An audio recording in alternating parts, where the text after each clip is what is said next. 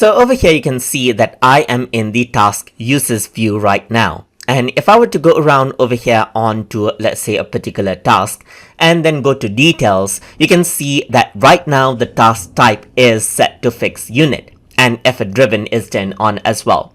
So in case of fixed units, what happens is that the number of hours does not increase on a daily basis if you were to go around and change the total work hours. For example, if I were to go around and change the work hour into 200 right here, then you can see that the duration changes and the number of days and the work hour assigned to it are changed out, but you don't see that the number of daily work actually changes out right here. Let me just go around and press Ctrl Z right here.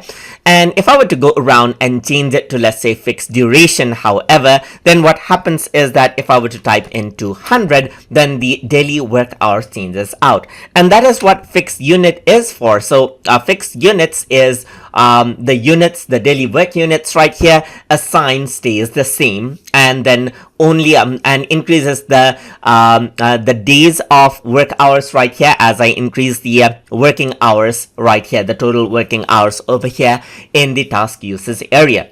And that is how you can go around and work around with the fixed unit type of task type inside of Microsoft Project. So I hope you guys learned something as always.